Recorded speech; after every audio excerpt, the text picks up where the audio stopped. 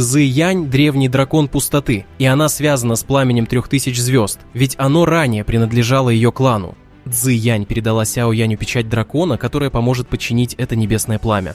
Она аккуратно капнула капелькой крови на руку Сяо-Яня, помещая ее на тыльной стороне ладони. Парень сжал руку. Теперь на его ладони возник необычный символ в форме дракона, однако печать дракона работает в обе стороны. Если он преуспеет, то подчинит пламя, если же нет, то мы понимаем, что будет.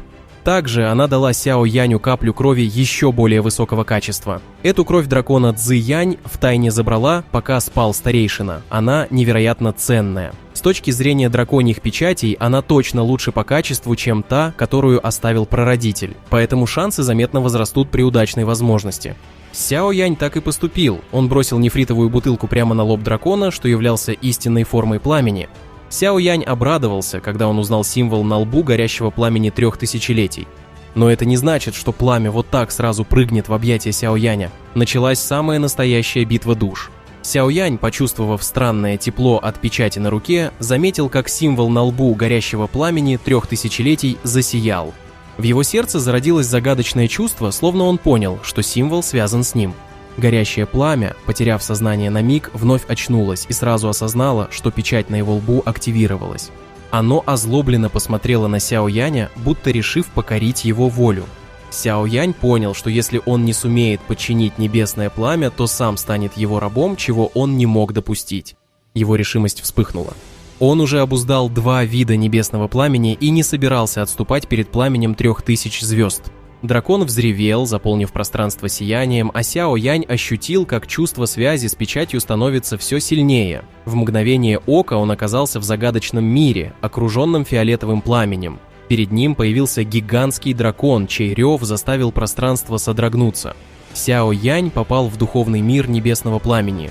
Их сражение теперь станет битвой душ. Другими словами, они будут сражаться друг с другом при помощи духовной силы.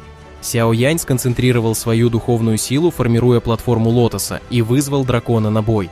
Горящее пламя бросилось в атаку, посылая волны темно-фиолетового пламени. Сяо-Янь оставался необычайно спокойным. Он защитил себя нефритовым барьером, выдерживая натиск враждебного пламени. В это время Цао-Ин и другие алхимики наблюдали за неподвижным телом Сяо-Яня. Они заметили, что дракон тоже застыл. Дань Чэнь объяснила, что это битва душ, крайне опасное испытание. Вмешательство сейчас могло лишь усугубить ситуацию. В это время Мугу, почтенный воин зала душ, решил воспользоваться моментом. Пока его союзники отвлекали алхимиков, он ринулся к Сяо-Яню, намереваясь уничтожить его. Но внезапно на его пути появился Сюань Кун-Цзы, глава башни эликсиров. Он одним ударом отбросил старика Мугу, а затем заставил его союзников отступить, используя пространственную силу. Наконец-то прибыл глава башни пилюль на уровне почтенного воина 9 звезд. Внезапный удар заставил старика Мугу побелеть. Раз один из глав появился лично, им уже не выполнить свою миссию. 4 почтенных воинов моментально потерпели поражение от одного лишь удара Сюань Кун-Цзы. Главы башни эликсиров по праву занимают свои позиции. Сюань Кун-Цзы смертельно напугал 4 почтенных воинов зала душ лишь своим появлением. Все 4 почтенных воинов во главе с Мугу попытались сбежать через пространственный разлом, но напоследок получили такой удар от главы башни эликсиров, что их кости были сломаны.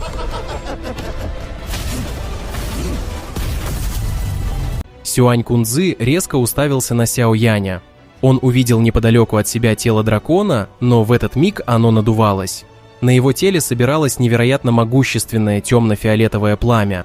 Горящее пламя 3000-летий вот-вот извергнется. Сяо-Янь находился в центре бушующего хаоса. Огромное тело дракона, объятое фиолетовым пламенем, стремительно набухало, трещины разрывали его оболочку, извергая разрушительную энергию.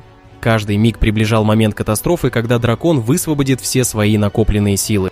Даже могучий Сюань Кун-Цзы не мог скрыть беспокойство, осознавая масштабы надвигающейся угрозы. Пока остальные алхимики отступали, Сяо-Янь, казалось, сохранял хладнокровие.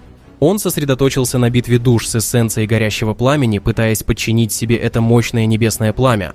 Это была отчаянная и рискованная попытка, но характер Сяо-Яня не позволял ему отступить. Сюань Кун-Цзы понимал, что вмешательство может навредить парню, но решение оставить его в звездной обители сопровождалось тяжелым грузом сомнений. Когда тело дракона взорвалось, темно-фиолетовое пламя охватило пространство, распространяя разрушительную энергию. Даже защитные барьеры не могли долго противостоять этому огненному аду. Вокруг Сяо Яня образовался купол из нефритового пламени, который оберегал его от высокой температуры. Глава башни увидел, что Сяо Янь использует мощь небесного пламени и решил, что тот знает, что делает. С тяжелым сердцем он отступил, оставив надежду на его выживание. Тем временем остальные покинули звездную обитель через пространственные врата. Алхимики зала душ были остановлены Сюань Кунцзы, и они не успели вовремя, попав под действие разрушительного пламени. Взрыв дракона и освобожденная энергия уничтожили все вокруг, превратив обитель в море огня. Последний, кто покинул звездное пространство, был Сюань Кунцзы, который, оглянувшись, вздохнул о судьбе Сяо Яня. В столице, святом городе эликсиров, тоже царил хаос. Врата, ведущие в звездную обитель, были срочно закрыты, чтобы остановить распространение пламени. Сюань Кунцзы рассказал о случившемся другим великим главам башни эликсиров. Когда его спросили о Сяо Яне, он объяснил, что не мог вмешаться в битву душ, иначе это нанесло бы больший вред. Кроме того, его марионетка не позволила приблизиться. Сюань и не сдержала гнева, напоминая о возможной ярости Яо Ченя, если тот узнает о гибели своего ученика. Но другие старейшины попытались ее успокоить, заверяя, что Сяо Янь способен справиться с трудностями. Они пообещали вернуться за ним позже, надеясь, что парнишка выживет в бушующем море огня. Тем временем звездная обитель погрузилась в тишину, охваченная огнем, а судьба Сяо Яня оставалась неизвестной. Снаружи все беспокоились о Сяо Яне, включая Цзы Янь и Сяо Исянь. Получится ли у него поглотить небесное пламя? Почтенный Тяньхо тоже изменился в лице, услышав сообщение. Сяо Исянь была в ярости, но рядом оказалась Цзы Янь. Девочка спокойно заявила, что Сяо Янь жив, и она это чувствует. Сяо Исянь, удивленная таким заявлением, пристально посмотрела на Цзы Янь. Хотя девчонка часто вела себя вызывающе, ее близость с Сяо Янем не вызывала сомнений. Если бы с ним что-то случилось, она бы не осталась такой безмятежной. Как же она смогла почувствовать Сяо Яня, если он находится за границей пространства? Цзы Янь спокойно объяснила, она оставила на его руке печать дракона. Если бы с ним что-то случилось, печать на ее ладони исчезла бы. Девочка показала свою маленькую ладонь, на которой сияла золотая печать. Это свечение доказывало, что с Сяо Янем все в порядке. Это так. Он был занят сражением с пламенем. Поглотить его оказалось той еще задачкой. Большое спасибо за просмотр. Напишите в комментариях, как вы думаете, когда же Сяо Янь сможет выбраться из звездной обители. Подписывайтесь на канал, ставьте лайк и всем пока.